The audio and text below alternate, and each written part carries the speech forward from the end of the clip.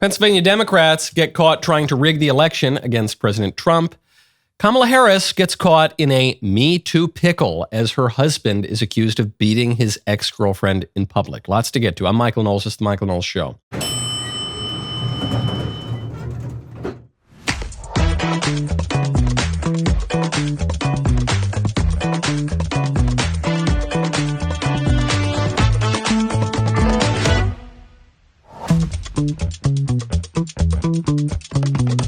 Welcome back to the show. Hot on the heels of Republican up-and-comer J.D. Vance completely destroying Tim Walz at the vice presidential debate, another Republican up-and-comer, Byron destroyed the libs on The Breakfast Club with facts and logic and calmness and articulation, and it was really great. It was another masterclass in rhetoric for Republicans. Before we get to any of that, though, I want to tell you about Birch Gold. Text Knowles to 989898. Kamala Harris's economic plan is a disaster. Get ready for massive tax hikes, and you might be thinking it's time to make more of your savings tax sheltered and inflation sheltered. That is where I trust Birch Gold Group to help. Birch Gold will assist you in converting an existing IRA or 401k into an IRA in gold. And the best news, you don't have to pay a penny out of pocket. Just text the word Knowles, K-N-W-L-E-S, to 989898. Get a free info kit on gold. There's no obligation, just information on fortifying your savings before the crazy really hits.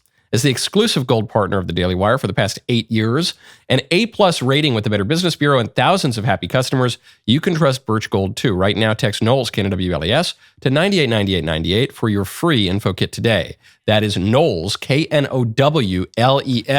Text it to 989898 today. I have a good chunk of my portfolio in gold. I'm glad I've diversified. You should consider diversifying too. Text Knowles to 989898. Shenanigans are afoot, my friends. What day is it? October 4th. Already big shenanigans, because tomorrow President Trump will be returning to Butler, Pennsylvania. This is the site of the first assassination attempt, the one that did put a bullet through his ear and very nearly put a bullet through the back of his skull and very nearly killed President Trump back in July. Trump, because you can't keep the guy down because he's indefatigable and he's an American original, is showing up to the site where his life almost ended. That will be tomorrow. Scott Pressler, who's done some great work registering voters, getting out the vote. He's done the actual nuts and bolts of Republican campaigning, whereas most people are just out, blabbing about it or something. But he's really, really tuned in to what's going on the ground. And Scott Pressler just sounded the alarm of some shenanigans. During President Trump's rally in Pennsylvania, what do you know? The voter registration application website in Pennsylvania, quote, will undergo scheduled system maintenance and be unavailable Saturday, October 5th from 6 p.m.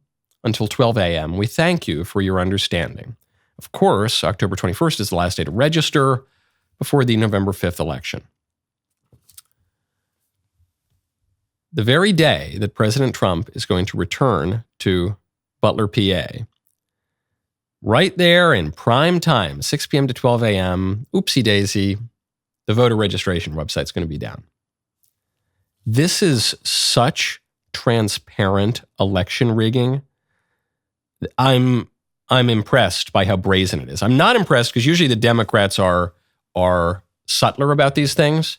But in a way, I am impressed by just how brazen this is. Yeah, we're going to shut down the whole voter registration website exactly during the time that Trump is most likely to turn out new people to register to vote in our state, in a crucial swing state. Now, after Scott sounded the alarm, Pennsylvania implicitly copped to the rigging because they changed the time. Now, the website reads, the website will undergo scheduled system maintenance and be unavailable October 5th, 10 p.m.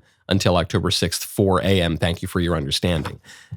Not good enough. First of all, the fact that they changed the time is the state of Pennsylvania, these crooked Democrats admitting, yeah, we tried to rig it against Trump. We tried to shut it down for his rally and we got caught. All right, whatever. We'll push it a few hours later. Not good enough. This is, if the Pennsylvania voter registration website is going to remain down from 10 p.m. until 4 a.m., There are going to be a ton of voters who are enthusiastic, who are inspired to register because of President Trump, who will not be able to do it.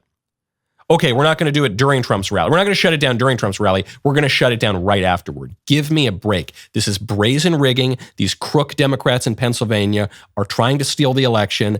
This is not some wacky, crazy conspiracy theory. Here it is in their own words on the government website. If they are allowed to go through with this, this should be the first, is it the first? I don't know. It's early evidence of what must be countless other attempts to cheat and rig the election in a swing state in 2024. Now, speaking of scandals, Kamala Harris is in a scandal of her own because Kamala Harris's husband has been accused of smacking his ex-girlfriend around in public. We talked about this story a little bit yesterday. I didn't even really want to get into it too much because it's a little salacious. It's obviously not a private sin or allegation that one's revealing because it's all public. And the second family is a public family. But if it were just that some ex-girlfriend accused Doug Emhoff of being a brute, and there's a lot of evidence that he was a brute because another public scandal of his is that he cheated on his now ex-wife and he impregnated the nanny. And now, according to multiple sources close to the former couple, he smacked his ex-girlfriend around in public. But if it were just about him, I probably wouldn't even bring it up because I don't think it's exactly breaking news that liberal men are brutish and disreputable people. The reason I bring it up is because it highlights a real problem for Kamala Harris and for a lot of Democrat women. Because not so long ago, during the Me Too movement, Kamala Harris demanded that we believe all women. All women who make any accusations against men must be believed. And all these women on the Democrat side decided to embrace this movement because the movement was being weaponized against Donald Trump. It was really cropping up, I think, because of Donald Trump. Brett Kavanaugh it was used against without any credibility whatsoever. You had that complete lunatic, Christine Blasey Ford, whose story changed every time she opened her mouth. But she had to be believed. Her testimony was unimpeachable, even though it was self-contradictory, and it was contradicted by her friends at the time and people who could have been eyewitnesses. But it was good. It was good then because it was being used against Republican men. Kamala Harris, during Me Too, tweeted out, "I stand with women across every industry to say time's up on abuse, harassment, marginalization, and underrepresentation. Join me. We want all survivors of sexual harassment everywhere to be heard, to be believed, and to know that accountability is possible." That's not all she said. She also tweeted out, "I wore black today in support of all survivors of sexual assault or abuse. We won't let them be silenced or ignored. #BelieveSurvivors." And then she's got this picture of herself there, looking real smug, looking real serious. Time's up. Believe survivors. Except when the survivors accuse her husband. Because the second gentleman, the man who wants to be the first gentleman, has now officially denied the allegation through a spokesman. So through a spokesman, Kamala Harris's husband says, "Don't believe the woman who's accusing me of beating her in public." Kamala Harris says, "Believe all women. Believe survivors." Her husband officially, so this is obviously through the Kamala apparatus, says, "Don't believe that woman." Hillary Clinton did the same thing in 2016. We need to believe all women. We need to believe all women. Hey, what about the woman who says your husband raped her? Don't believe that woman. This is why it's a political problem for Kamala Harris. This is the only reason I'm talking about it. It's Exhibit Z. I don't know. It's evidence number 3,255 that Kamala Harris is completely inauthentic, that she doesn't have any serious beliefs of her own, that she will just recite whatever the liberal establishment would like according to prevailing winds. And in this way, in a particularly egregious way, because she's saying this is about women's solidarity. This is about defending women. She's staked so much of her campaign on women's rights, really used as a euphemism for abortion. She says, we stand with the girls, except the one who says that my husband beat her up in public. Now, when you want to take care of your health, you got to check out Lumen. Go to lumen.me, use code Knowles. It can be tough to prioritize your health, especially if you're not sure where to start. It is not just about making a decision, it's about making a commitment to a better quality of life. Now, for me, I've never been the most athletically inclined, let's say, so any little hack that I can have to be better about my health is fabulous. It's one of the many reasons I love Lumen. Lumen is the world's first handheld metabolic coach. It is a device that measures your metabolism through your breath. All you have to do is breathe into your Lumen first thing in the morning. You will know what's going on with your metabolism, whether you're burning mostly fats or carbs. What sets Lumen apart is its ability to understand you on a personal level. It takes your unique metabolic data and crafts a personalized nutrition plan for that day, tailored to your body's needs and goals. Getting in decent shape is difficult enough. Why not avail yourself of all of the cutting-edge technology that can help you to do it? If you want to take the next step in improving your health, go to lumen.me/Knowles. Get 15% off your Lumen. LUMEN.me. Use code Knowles for 15% off your Lumen. Thank you, Lumen, for sponsoring this show. Speaking of women, got to give a big hat tip to Libs of TikTok here, as is often the case.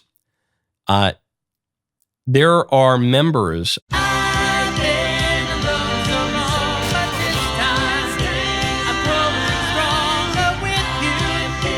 This is why my friend, the junior senator from Texas, Senator Cruz, has just released perhaps the best ad of the 2024 campaign cycle. Keep your eye on the ball. Ready? Okay, that's okay. Concentrate. Texas girls are tough. You got this. Let's do it again. But they're facing a new opponent they can't beat by digging deeper.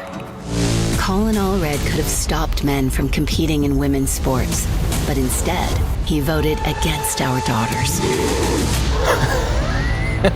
What kind of man does that? Truth and Courage PAC is responsible for the content of this advertising. Oh man, this is good. And I think I know actually who wrote that ad. It's a provocative ad. You get Allred, who is an athlete, right? And he just tackles this girl at the end. And I love that tagline. What kind of man does that? And now, some people are going to roll their eyes. They're going to say, this is the best you got. This is the best you Republicans have. We're going to pretend that girls' sports is the most important issue of the election. It's not the most important issue of the election. But it's the clearest issue of the election. Let's put it that way. It's a novel issue. It makes the Democrats look completely absurd. And it's an issue that resonates with every single parent, certainly every single parent of a girl, but I think just every single parent. It is disgusting and scandalous and reckless to allow men and boys to compete in girls' sports. It endangers women. But that's the Democrat Party now, I guess. It's the party of Doug Emhoff and Colin Allred. Doug Emhoff, accused of beating his girlfriend in public. He's the new kind of man, though. He's redefining masculinity, according to Jen Psaki. And then Colin Allred, who voted against protecting girls from being brutalized by men in sports. That's the party, I guess. So much for the party of women. This is a strong issue. If you think this is a minor issue, it's an ancillary issue, I would say look at Virginia. This issue, transgenderism in schools in particular, might have been the defining issue that got Glenn Youngkin elected and flipped a blue Commonwealth red. This issue was one of a number of issues, but a prominent issue that got Ron DeSantis reelected in a landslide in Florida. This is a good issue. Democrats want us to be talking about abortion and in vitro fertilization or something. They don't want us talking about this issue because while it's ancillary in its immediate effect, girls' sports, it is universal. It tells you the whole story because it gives you this whole absurd premise that the Democrats think boys and girls are exactly the same and women need to suffer so that men can be a little bit. Now, speaking of the trans issue, there's a story that just came out of the United Kingdom The lead child psychologist at Tavistock, this infamous gender clinic that was kids, probably the most infamous in the world. The lead child psychologist at Tavistock was just caught, allegedly, grooming a 15-year-old boy. This guy, lead psychologist at Tavistock and Portman NHS Foundation Trust, was ensnared by a group of vigilante hunters in an online sting after he allegedly, I have to say allegedly 100,000 times as I talk about this, allegedly sent sexually explicit messages to someone who told the psychologist that he was 15 years old. And then the 53-year-old psychologist allegedly met up with his would-be victim in a restaurant, a Nando's restaurant, nice little restaurant chain in the UK, and then arranged to go to a local park to do illegal activities, allegedly. It is always the ones you most expect. This is example number 10,057. It is always the ones you most expect. Who would have thought that a guy who dedicates his life and career to scandalizing would have children? Who could have imagined? And in particularly aberrant ways. Who could have possibly guessed that? This issue, I know there are going to be people, not just the Democrats, but there are going to be GOP figures who say, all right, enough about this thing. I agree. I think it's absurd that our culture has to talk about how boys and girls are different all the time. I agree. I'm sick of it too. This is an important issue because the Democrats are scandalizing and sterilizing children and shortening their lifespans. So just in itself, it's a really crucial issue, but it's a winning issue. And if you pull on this thread just a little bit, you're gonna wind up with a big pile of yarn. There is a lot here. Okay, it's always the ones you most expect. Not 99.7% of the time. Now, when we're talking about really important things in philosophy, politics, and religion, you got to go check out the Yes or No expansion pack. Go to dailywire.com/shop. You know the yes or no game. You love the yes or no game. This is my game. We launched it as a show, and then we brought the card game right to your home so you can play it with your friends and family, figure out who knows each other best. Well, we have the politics, philosophy, and religion expansion pack in stock right now. That's right. The pre-order is over. Put your knowledge of your friends and family to the test with more than 110 new cards featuring the most controversial stances on politics, on philosophy, on religion of our time. Stances such as women can be pastors, public executions are good for society, and AI will eventually develop a soul. You are not doing enough to spice up your fall parties, soirées, social rendezvous, and other friendly gatherings. Fix that with yes or no. Go to dailywire.com/shop to get the all-new yes or no politics, philosophy, and religion expansion pack today. My favorite comment yesterday is from Two Toy Boys. Jack Smith is the Black Knight from Monty Python and the Holy Grail. He keeps losing limbs, but refuses to admit defeat. So true. Your case is thrown out. What? You're talking about my case is thrown out. No, hold on. But Trump, let's go back to D.C. Trump, he did an insurrection. He didn't really do an insurrection. No, but but one of his campaign staffers made a joke about rioting. Yeah, but it wasn't Trump who did that. I'm going to fall off my desk if I continue that charade.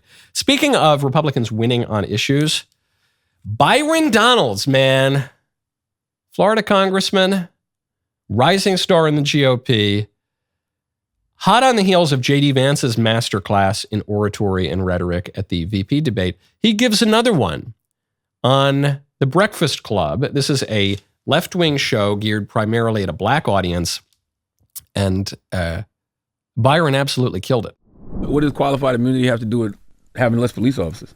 Because the economic incentive of qualified immunity means that your personal assets aren't gone after if something goes wrong. So, you're in business. Do you get involved in a project or a deal that leaves you massively exposed financially? You may, depending on your passion for that project, but then you also sit back and think, now, wait a minute, if something goes wrong, I'm going to be held massively liable. Maybe I need to do something When we're else saying with my something life. goes wrong, we're talking about people getting violently hurt or killed. Yeah, clearly. And I named When it's people clear- that you yeah. brushed over. But it's I'm when not somebody brushing over clearly that. violates a constitutional right. And when you violate a constitutional right, qualified immunity doesn't apply to you. And that's what I'm talking about. It does not. And Angela, don't do that. It does not.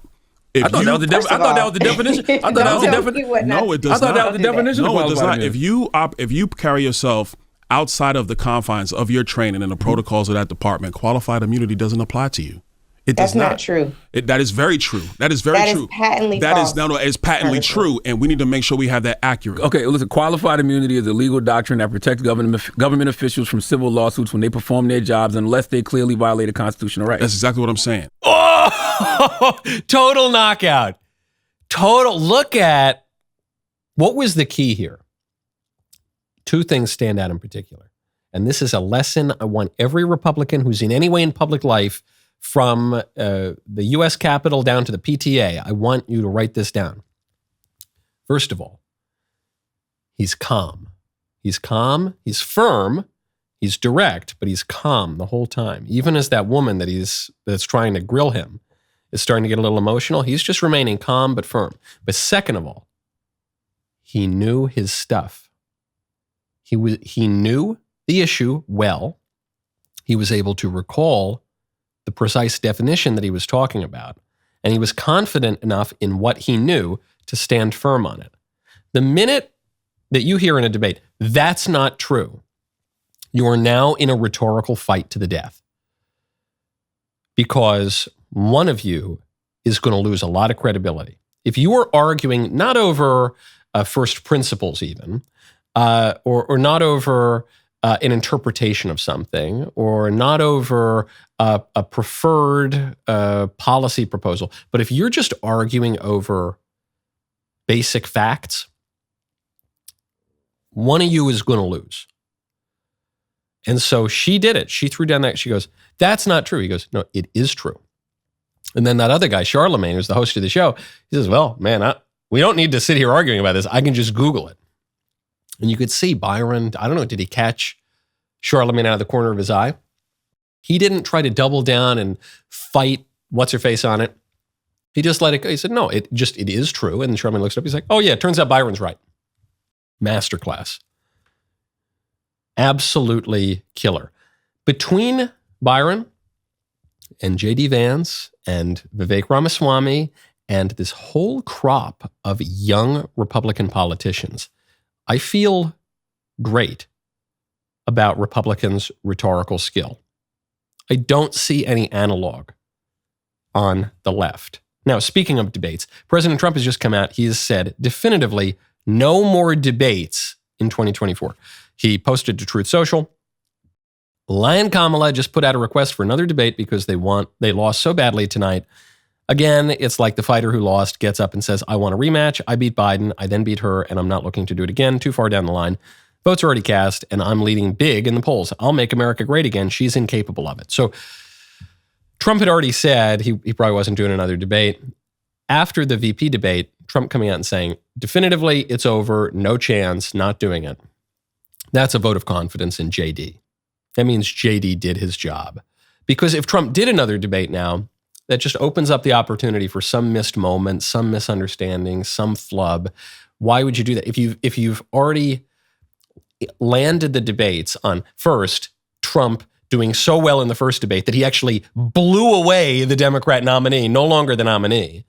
Then the second debate, Trump versus Kamala, basically a draw. Kamala did have some good moments, in fairness, but Trump had a lot of great moments in there too, and it was a good debate. Then you end with JD basically doing the VP version, so the less significant version of what Trump did in the first debate. Why would you risk it? It's like you take the SAT and you get a 1590 or something, you get almost a perfect score. Why would you take the test again? You could only lose points. Things would appear to be, at least on the ground voter level, looking up for Trump. Even CBS News admitting that Trump is doing pretty well, portraying a Milwaukee resident, a black woman, describing why she wants to vote for Trump. I am voting for Donald Trump in 2024. Abagran says she felt safer when Trump was president. The city is ran by Democrats. The county is ran by Democrats. And they have done nothing to stop the crime. There it is. Milwaukee, you don't generally think of Milwaukee residents voting for Trump. You don't generally think of women voting for Trump. You don't generally think of black women in Milwaukee voting for Trump. Now, maybe this woman's a lifelong Republican, conservative, I don't know. But if she's just deciding later on, if it's really as CBS portrays here, one thing that could probably get me to vote for someone is if the other guy is threatening my life. If the other guy is Kamala Harris, who was bailing out violent rioters. If the other guy is Tim Walz, who allowed his city to burn to the ground. And I'm here and I'm a resident of a swing state. Even more than I'm worried about immigration, even more than I'm worried about the so-called social issues, maybe even more than I'm worried about the economy. I'm thinking, hey, on whose watch am I going to be safe in my person and my property? On whose watch do I not need to go to bed at night worrying about my kids being violently attacked? In this race, it's eminently clear. It's Trump. Now, speaking of realignment and people shifting their allegiances, J.D. Vance just showed up to the Firemen's Union. And the firefighters union, even though firefighters are tough guys, it's a union, so the unions often back Democrats. The liberal media are playing this clip and saying, look at this, J.D. Vance shows up to the Firemen's Union and he got booed. And there were some boos in there. Take a listen. Thank you, guys. Thank you so much. Well, SuperPAC guys, it sounds like we got some fans and some haters. That's okay. All right, there's Vance. So he has some cheers and then some boos. And he goes, yeah, we got some fans, we got some haters. That's cool. And the liberal media headline, J.D. Vance gets booed at the Firemen's Union. I don't know. Because then I say, hey, how was J.D. received? And this is Politico. This is a center-left outlet. Firefighters Union declines to issue a presidential endorsement.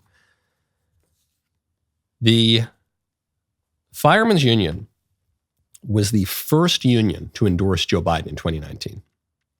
It's not even just that, like most unions, they go and historically have endorsed Democrats. First union. Now they won't endorse. A non-endorsement of Kamala is effectively an endorsement of Trump for these unions. The Teamsters won't endorse the Democrat. That is effectively an endorsement of Trump. This is the loudest reaction. Forget about yelling boo or this or that in the room. The loudest reaction you can hear from these unions is that they will not endorse the Democrats that they've endorsed for decades. That is a sign of real political realignment. Now, when you want to follow this beautiful realignment, you got to get your DailyWire Plus membership. Get 47% off right now with code FIGHT at dailywire.com/subscribe. You will get uncensored, unfiltered, ad-free shows, real-time breaking news alerts, and more. But most importantly, you will get the truth that the establishment media don't want you to hear. Go to dailywire.com/subscribe to join the fight now. Finally, we've arrived at my favorite time of the week when I get to hear from you in the mailbag. This episode is sponsored by Pure Talk. Go to puretalk.com/Knowles, KNWLES today. Switch to a qualifying plan. Get 1 year free of DailyWire Plus Insider. Hi, Michael. My question is, how can I talk to my liberal sister from Denver about abortion so that she at least doesn't have this view of me as some misogynistic right-wing extremist? For context, we had our first conversation about abortion recently. Since then, she has been sending me articles and texts, all of which essentially say pro-lifers don't care about women, I don't care about women, and additionally, she doesn't expect me to understand or care because I'm not a woman myself, and because I'm just forcing my religious ideology on women, and therefore I don't believe in religious freedom either. So I'm afraid that based on the biased media she consumes and everything she's been saying to me recently, that our relationship has been hurt by this subject. And I would appreciate any tips on talking to her about this in a charitable and compassionate way so that she understands my views are caring about both the child and mother completely and totally. Thank you, Michael. Bye. First question to ask. Sorry that you're having problems with your sister. First question to ask is, and ask yourself, I'm not saying you have to ask her this, has your sister had an abortion? According to the Guttmacher Institute, which is the think tank for Planned Parenthood, 1 in 4 women will have an abortion at some point in their life. And that number seems really high. I sort of believe it. I know a number of women who have had abortions. Has your sister had an abortion? I think many of the most vocally, not all, but many of the most radically, vociferously pro-abortion women have had abortions. And so as a defense mechanism, they have to defend abortion as a political matter. And they have to do it because the alternative is they have to look themselves in the mirror and admit that they committed murder. Not just any murder, that they murdered their own child. And that is just really hard to do. Okay, so I think that's a big part of it. The arguments your sister is making are totally scattershot and ridiculous. She says, if you don't think babies should be murdered, that you don't believe in religious freedom or something like that. But of course, you could flip that on its head and say, well, you're demanding that we live in a country that sacrifices babies. So you're demanding that paganism be the religion of the land, and you're infringing on my freedom to live in a country that does not sacrifice babies to Moloch.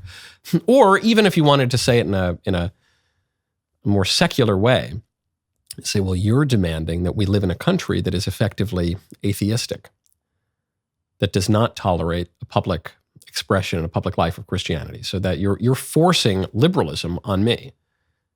If she says, well, I just want women to have choice, right, you're making an idol of choice. You are forcing the totalitarian ideology of liberalism on me, even though my religious views are not liberal. So some view is going to predominate. You just want your view to predominate, and I think my view should predominate. And it happens that you, not your sister, but you, are more correct. If it is the case, as it is for many women, that they really support abortion because they've had an abortion themselves, then the thing to impress upon them is, it's paradoxical, but it's twofold. You have to impress upon them that they really are much worse than they admit they are. They are morally far more broken and degraded than they admit they are. And simultaneously, there is redemption. And they could be made better, and they could be made more whole than they ever dreamt in their wildest dreams. This is the paradox of it, I suppose, but it's a trick of the devil. The devil tempts you and says, hey, the sin you want to commit, it's not that bad. It's not a big deal. It's your choice. It's not even really a baby. It's not a person. Don't forget about it. Your career's more important. You can't be a mother. Your boyfriend doesn't love you. You're not going to this, da-da-da-da-da. It's no big deal. Just kill the baby. And then the minute you do it, the devil gets in your ear and says, wow, you're the worst person that's ever lived, and there's no redemption, and no one could ever love or forgive you ever. This is it. This is your whole life. You better.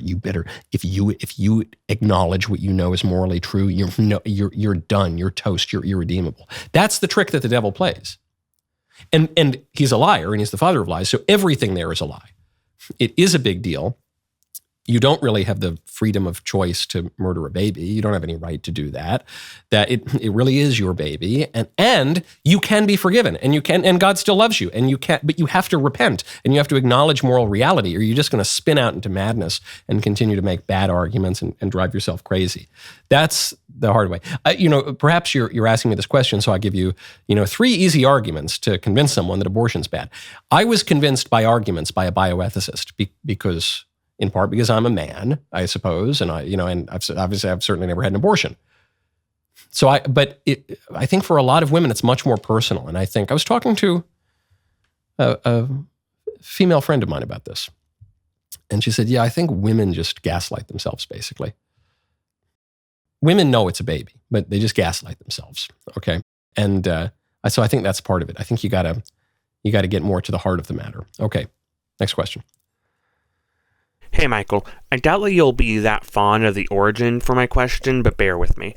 As conservatives, we all know that the modern idea of separation of church and state, which tells us that we have to separate our religious and spiritual beliefs from our politics, is not only false, but completely impossible because our beliefs influence our worldview, which in turn defines our politics. However, when researching the origin of this phrase, I find that the classic meaning of separation of church and state is much more literal, referring to the idea that the church and the state as institutions are and ought to be separate because they have different purposes and goals that cannot be properly achieved when both are combined into one institution. Or, to put it simply, the state should not be the church, and the church should not be the state. What are your thoughts about this traditional meaning of the term, and where do you think the distinction lies? Thanks. Excellent question, perfectly stated, and I totally agree with that view. The notion that the state should have nothing to do with the church is absurd because all political order involves practical morality, and that necessarily comes from religious premises. So there's got to be some kind of religion. But in pagan ancient Rome, the religion and the state were identical with one another.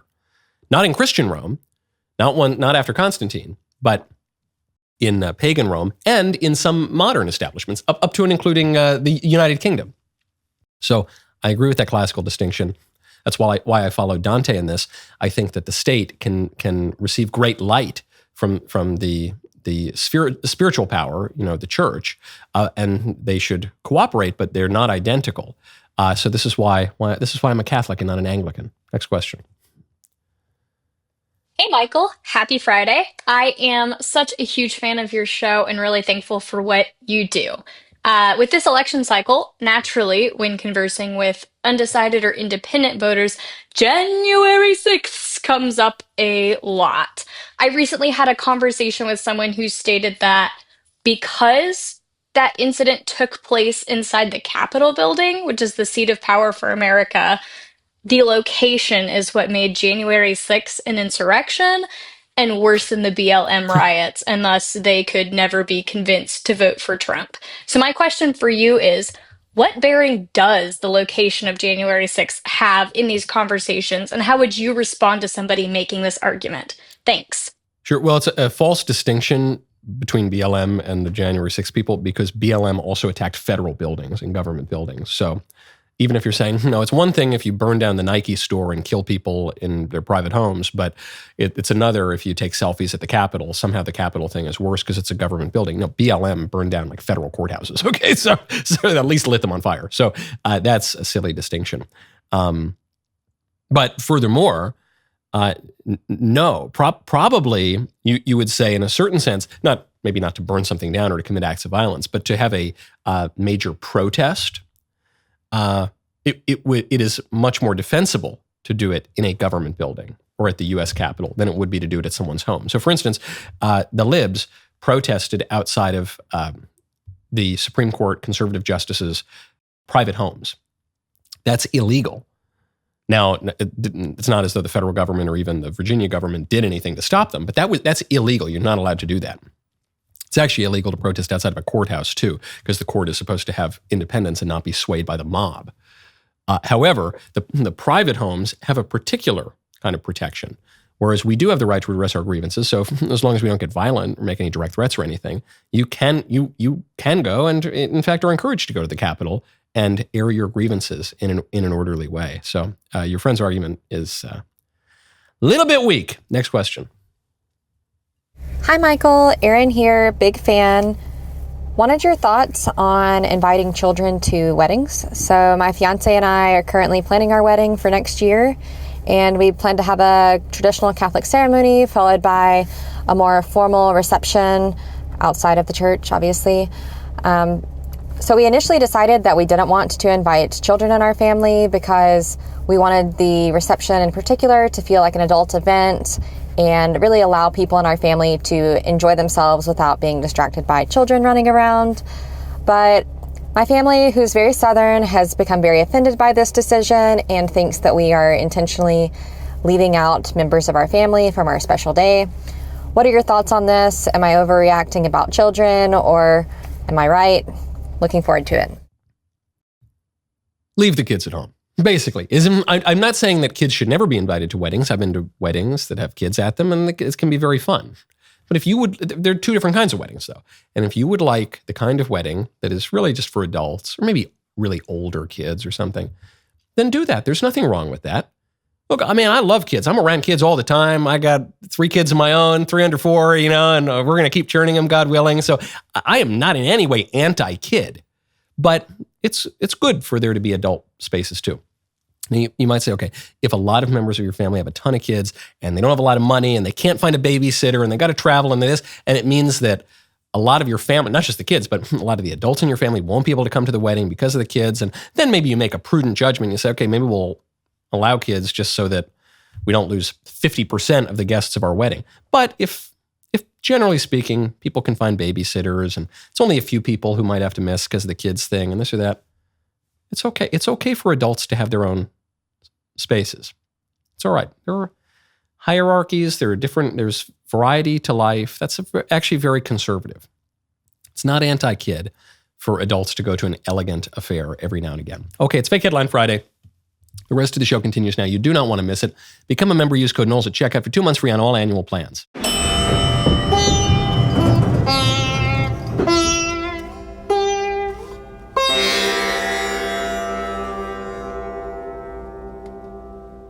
Republicans are Nazis. You cannot separate yourselves from the bad white people. Growing up, I never thought much about race. It never really seemed to matter that much, at least not to me. Am I racist? I would really appreciate it if you left. I'm trying to learn. I'm on this journey. If I'm going to sort this out, I need to go deeper undercover. They gonna say I'm racist. Joining us now is Matt, certified DEI expert. Here's my certification. And what you're doing is you're stretching out of your whiteness. This is more for you and less for you. Is America inherently racist? The word inherent is challenging there. I want to rename the George Washington Monument to the George Floyd Monument. America is racist to its bones. So inherently. Yeah, this country is a piece of White folks, white trash, white supremacy, white woman, white boy. Is there a black person around here? What's a black person right here? Does he not exist? Say I'm racist. Hi, Robin. Hi, what's your name? I'm Matt. I just had to ask who you are because you have to be careful. Never be too careful. They gonna say you racist. In theaters now, rated PG-13.